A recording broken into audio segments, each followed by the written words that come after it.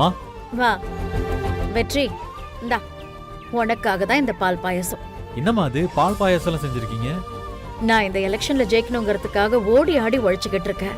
உனக்காக ஸ்வீட் ஏதாவது கொடுக்கணும்னு அம்மா நினைச்சேன். அதான் பாயசம். இந்தா இந்தா சாப்பிடு.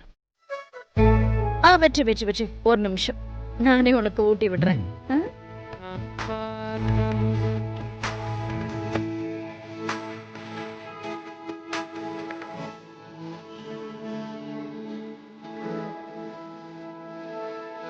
அம்மா எங்கவரினே அம்மா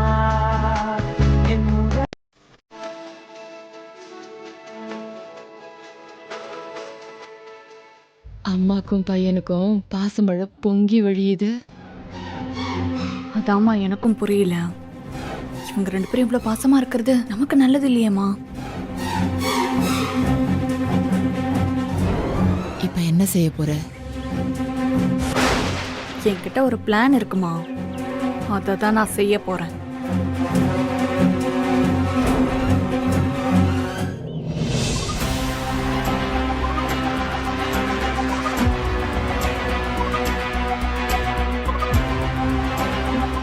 என்ன சக்தி, எங்கேயும் அங்கேயும் நடந்துட்டு இருக்க? இன்னும் அம்மாவை காணோம்.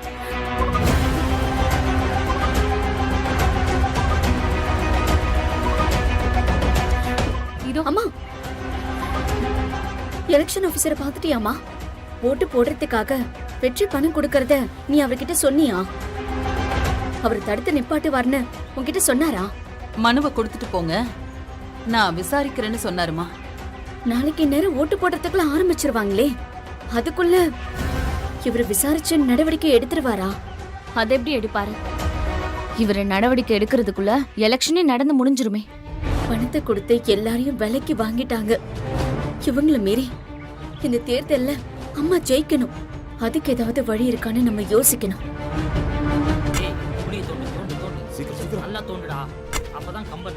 வெளியில என்ன சத்தம்? ஏதோ விளம்பர பேனர் வைக்கிறாங்க போல இருக்குமா. வேகமா தோண்டியா சீக்கிரம். சத்தம் வர எவ்வளவு நேரம் நிக்கிறது? கண்டுபிடிச்சானா விழுத்துறேன். நீ தோணுனதெல்லாம் போதும், சீக்கிரம் கம்ப நட்டு வை. சீக்கிரம் நட்டு. சீக்கிரம் சீக்கிரம் போடு போடு. போதும் போதும்.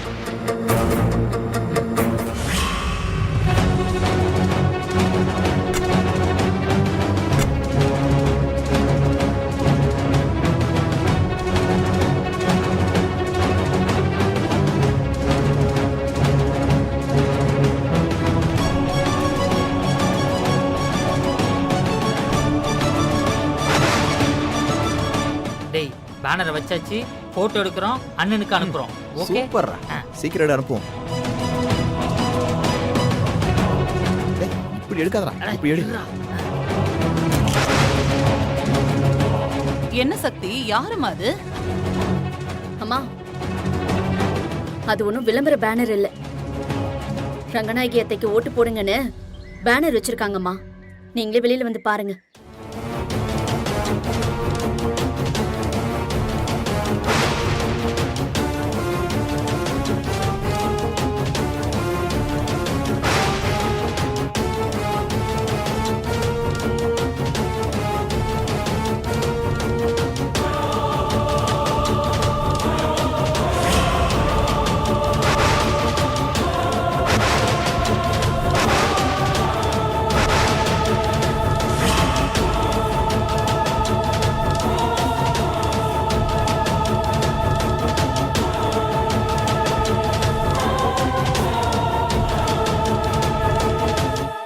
வெற்றி வேட்பாளர் ரங்கநாயகி அம்மா வாழ்க வாழ்க. ஓடி வந்துரு. எஸ்கேப். ஏய்,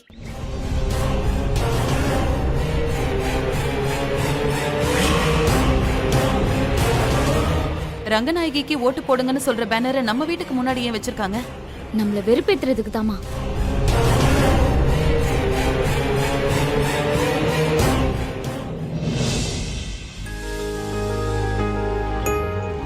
மா ரெடி ஆயிட்டீங்களா? பிரசாரத்துக்கு போலாமா? வந்துட்டேன் வெற்றி, வந்துட்டேன். வாங்க.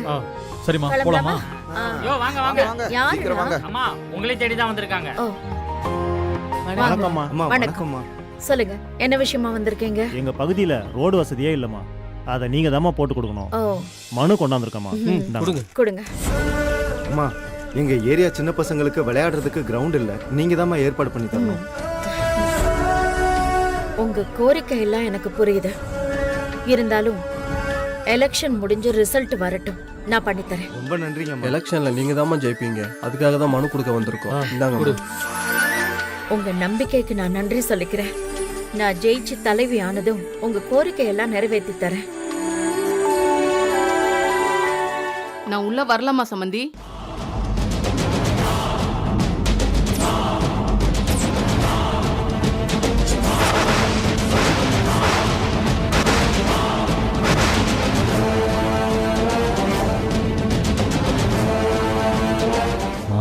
ஊர் மக்கள்லாம் இருக்காங்க, இவங்க முன்னாடி கோவத்தை காட்டாம உள்ள கூப்பிடுங்க. சம்பந்தி வாங்க, என்ன வந்து அங்கேயே நின்னுட்டு இருக்கீங்க? வாங்க வாங்க வாங்க சம்பந்தி. நீங்க வீடு தேடி வருவீங்கன்னு நான் கொஞ்சம் கூட எதிர்பார்க்கல. சொல்லுங்க சம்பந்தி, என்ன விஷயமா வந்திருக்கீங்க? சம்பந்தி, இந்த ஊர் பூரா விசாரிச்சு பார்த்தேன். இந்த எலெக்ஷன்ல நீங்க தான் ஜெயிப்பீங்கன்னு எல்லாரும் அடிச்சு சொல்றாங்க. எனக்கு ரொம்ப சந்தோஷமா இருந்துச்சு. வாழ்த்துக்கள் சம்பந்தி. ரொம்ப நன்றி சம்பந்தி. சம்பந்தி, எனக்கு ஒரு கோரிக்கை இருக்கு. அத உங்ககிட்ட கேட்கலான்னு தான் வந்தேன்.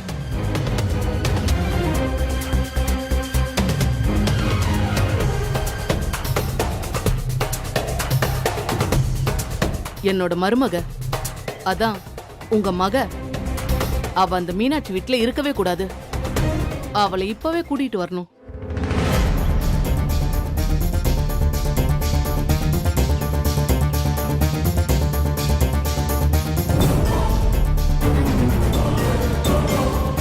பிரச்சாரம் பண்ணும்போது உங்க கண்ணு முன்னாடியே இத பத்தி கேவலமா பேசினாங்கன்னு கேள்விப்பட்டேன். அது மட்டும் இல்ல சம்பந்தி, அந்த மாதிரி பேச்சுக்கெல்லாம் நம்ம இடம் கொடுக்க கூடாது சம்பந்தி.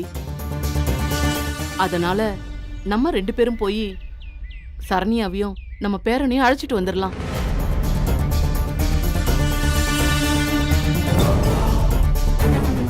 என்ன சம்பந்தி, நாம கூப்பிட்டா சரண்யா வருவாளான்னு தானே யோசிக்கிறீங்க?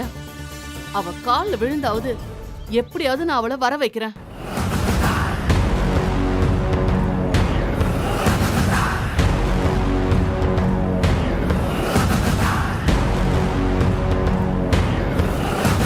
என்ன சம்பந்தி, என் பேச்ச நம்ப முடியலையா?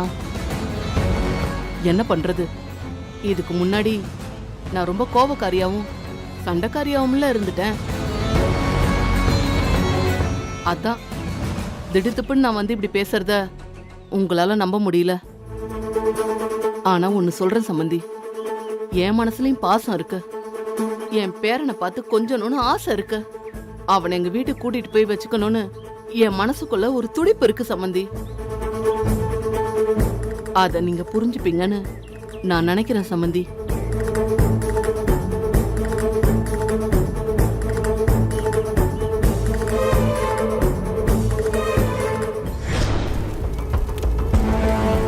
அந்த குழந்தையோட அம்மாவை கொன்னுட்டா குழந்தையும் செத்து போயிடும் நினைச்சேன். ஆனா அவளை கொல்ல முடியல. இப்ப என்ன பண்றது? வேற ஏதாவது பரிகாரம் இருக்குதா? பரிகாரம் தான் இல்லைன்னு சொன்னேம்மா, மறந்துட்டீங்களா? அந்த குழந்தை சாகணும், இல்லைன்னா நீ சாகணும். இதுதான் விதி. இதை நீ மாத்த நினைக்காத. கம்சனோட ஜாதகம் தெரியுமா?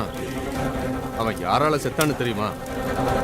அந்த கம்சனுக்கு ஏற்பட்ட நிலைமை தான் உனக்கும் ஏற்பட போகுது.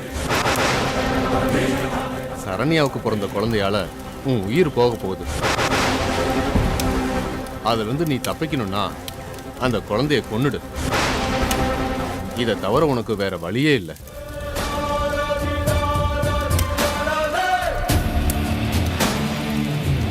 அந்த குழந்தைய நான் கண்ணால கூட பார்க்கல.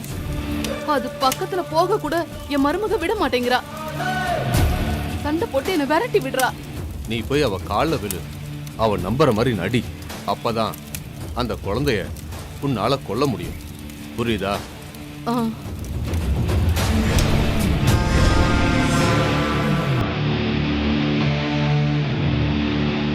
ரங்கநாயகி, இப்போ நம்ம என்ன செய்யலாம்? பிரச்சாரத்துக்கு போகலாமா, இல்லை சரண்யாவை கூப்பிட போகலாமா? சரண்யாவை கூப்பிட போனா மறுபடியும் அவன் நம்மளை அவமானப்படுத்தி தான் பேசுவான். அதையெல்லாம் கேட்டுட்டு நிக்கலாம்னு சொல்றீங்களா? சம்மந்தி, நீங்க எதுவும் பேச வேண்டாம். நான் சரண்யாட்ட பேசுறேன். தயவு செஞ்சு நீங்க என் கூட மட்டும் வந்தா போதும். இல்ல சம்பந்தி, என்ன மன்னிச்சிடுங்க. மீனாட்சி வீட்டுல காலடி எடுத்து வைக்கிறதுக்கு கூட எனக்கு இஷ்டம் இல்ல. என்ன வற்புறுத்தாதீங்க சம்பந்தி. அத்தை, என்னது அப்படி சொல்றீங்க?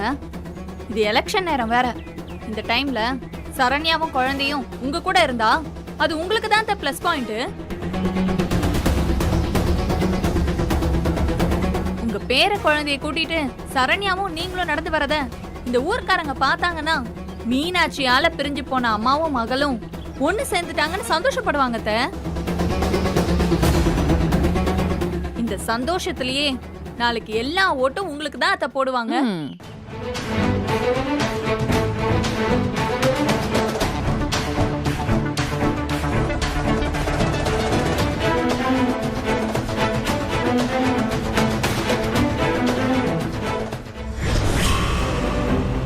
என்ன சொல்றீங்க?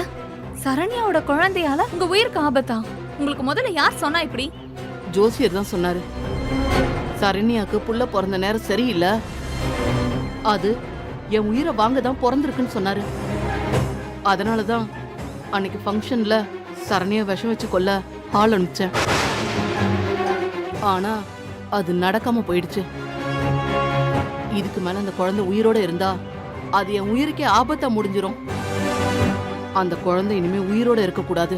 அதை கொல்றதுக்கு நான் ஒரு திட்டம் வச்சிருக்கேன்.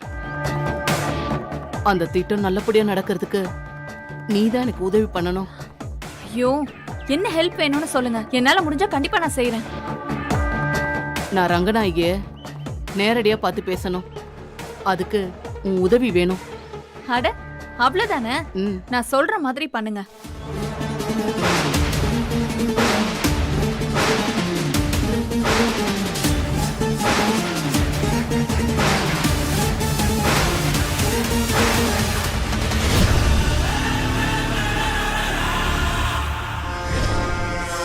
பூஜா, அத்தை, சொல்லுங்க அத்தை. நீ சொன்னதை பத்தி நானும் யோசிச்சேன். ஆனா மீனாட்சி வீட்டுல மரியாதை கிடைக்காம போயிடுமோன்னு என் உள் மனசு சொல்லிட்டே இருக்கு. அதுவும் இல்லாம குழந்தைய கொடுக்க மாட்டேன், சரண்யாவை அனுப்ப மாட்டேன்னு எல்லாம் மீனாட்சி சொல்லிட்டா நான் என்ன பண்றது? அவகிட்ட போய் சண்டையெல்லாம் போட்டுட்டு இருக்க முடியுமா? அத்தை, நான் மட்டும் போனா தானே இப்படி எல்லாம் நடக்கும்னு யோசிச்சுட்டு இருக்கீங்க. நம்ம கூட வேணா ஊர்க்காரங்களெல்லாம் கூட்டிட்டு போவோம். அப்ப அந்த மீனாட்சியால ஒன்னும் பேச முடியாதுல்ல. ஆமா சம்பந்தி, ஊர்க்காரங்க எல்லாரையும் சாட்சியா வச்சுக்கிட்டு குழந்தைய கூடன்னு மீனாட்சி கிட்ட கேட்போம். அதுக்கு எப்படி மீனாட்சி மறுப்பு சொல்லுவா? நாளைக்கு எலெக்ஷனை வச்சுக்கிட்டு குழந்தைய அனுப்ப முடியாது, சரண்யாவையும் அனுப்ப முடியாதுன்னு அவ சொல்ல மாட்டா. அதையும் மீறி சொன்னானா நான் வேணா அவ காலில் விழுந்து கேட்கிறேன் சம்பந்தி.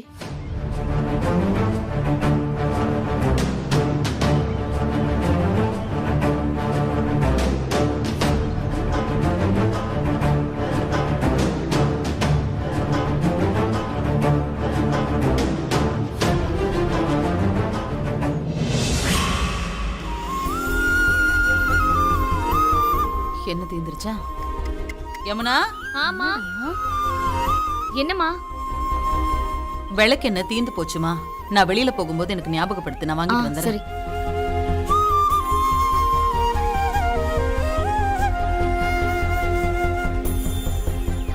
யார் வீட்ல? யாரு?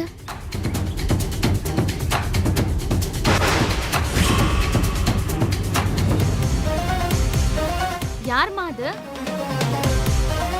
யார்மா?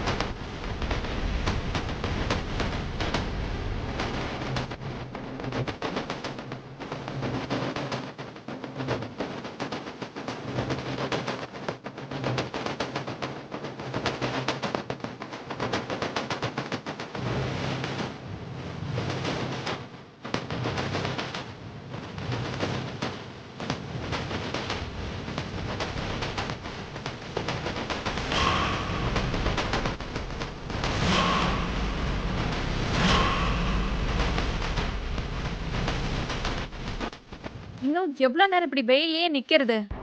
வாங்க எல்லாரும் உள்ள போலாம். அது எப்படி உள்ள போறது? வீடு தேடி இத்தனை பேர் வந்திருக்கோம், வாங்கன்னு ஒரு வார்த்தை கூட கூப்பிடாம எப்படி உள்ள போறது? உள்ள வாங்கன்னு வாய் விட்டு கூப்பிடலனா என்ன? அவங்க அமைதியா இருக்கிறத பார்த்தாலே சம்மதம் தானே அர்த்தம். வாங்க உள்ள போவோம்.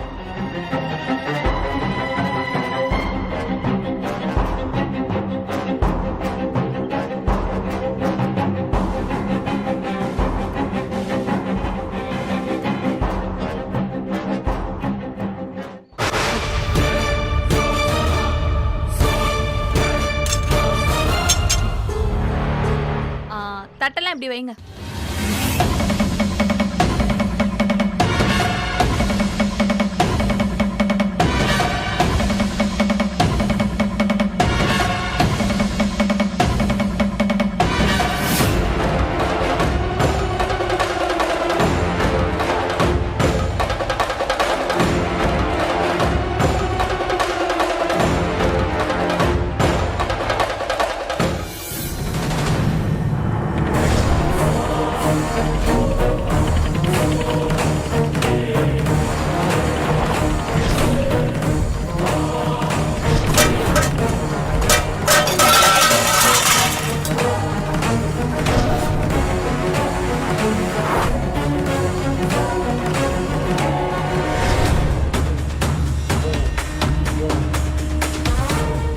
இன்னும் 3 மாசத்துல நீ இடிச்சு தள்ளின வீட்டை விட ஒரு பெரிய வீட்டை கட்டி, நீ இடிச்சு தள்ளின என்னோட மெஸ்ஸை விட ஒரு பெரிய ஹோட்டலை கட்டி, உன் கண்ணு முன்னாடியே நானும் என் பொண்ணுங்களும் நல்லா வாழ்ந்து காட்டுவோம். இது இந்த மீனாட்சியோட சபதம்.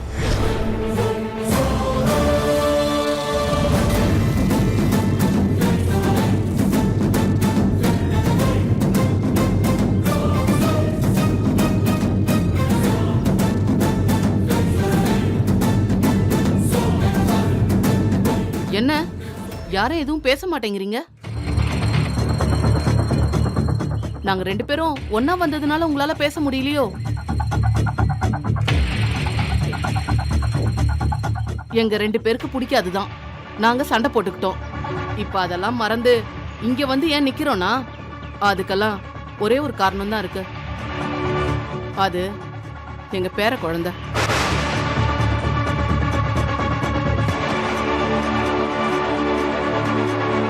என் மருமகளையும் பேர குழந்தையும் கூட்டிட்டு போறதுக்காக தான் நாங்க இங்க வந்திருக்கோம். இத்தனை நாளா என் மருமகளையும் என் பேர குழந்தையும் நீங்க ரொம்ப நல்லபடியா பாத்துக்கிட்டீங்க. அதுக்கு நான் உங்களுக்கு ரொம்ப கடமைப்பட்டிருக்கேன். மனசார நான் உங்களுக்கு நன்றி சொல்லிக்கிறேன்.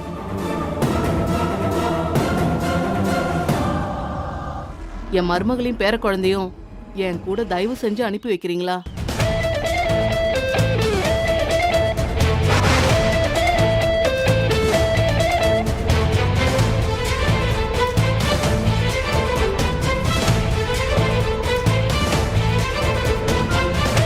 மீனாட்சி அம்மா, வாயவே திறக்க மாட்டேங்கிறீங்க. குழந்தையும் சரண்யாவையும் அனுப்பி வைங்க, இல்லனா அனுப்ப முடியாதுன்னாவது சொல்லுங்க. அப்படி எதையுமே சொல்லாம இப்படி சைலண்டாவே நின்னுட்டு இருந்தா என்ன அர்த்தம்? அதை எப்படி அனுப்ப முடியாதுன்னு சொல்லுவாங்க? அப்படி சொல்றதுக்கு அவங்களுக்கு என்ன உரிமை இருக்கு?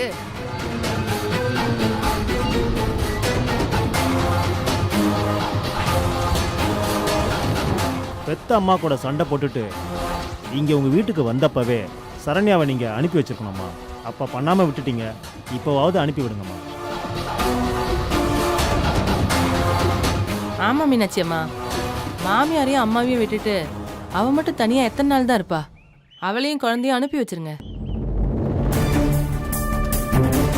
அட, அவங்க எலெக்ஷன் வேலையை கூட பார்க்காம ரங்கநாயகி அம்மா உங்க வீடு தேடி வந்திருக்காங்க. நீங்க எதையும் யோசிக்காம அவங்க பொண்ணை அவங்க கூட அனுப்பி வைங்க. என்ன எல்லாரும் சேர்ந்து டிராமா பண்றீங்களா? இந்த நடிப்புக்கெல்லாம் நாங்க ஏமாற மாட்டோம். எலெக்ஷன்ல ஜெயிக்கிறதுக்காக நீங்க 2 பேரும் திரும்பி ஒன்னா வந்து நடிக்கிறீங்களா? இதெல்லாம் புரிஞ்சுக்க முடியாத அளவுக்கு நாங்க ஒண்ணும் முட்டாள் இல்ல. யமுனா, இது உனக்கு தேவையில்லாத விஷயம். வாயை மூடிட்டு அமைதியாயிரு. அவ எதுக்கு அமைதியா இருக்கணும்?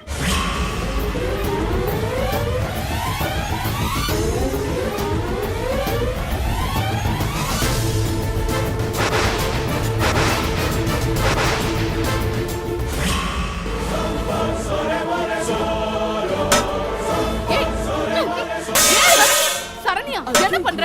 ஏய், ஏய், சரண்யா கை வச்சீங்கன்னா தொலைச்சிருவா. ஏய், ஏய், சரண்யா, என்ன இப்படி பண்ணிட்டு இருக்க?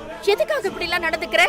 இப்ப நீங்க போகல, அடிச்சு கொன்னுடுவா அப்படியே.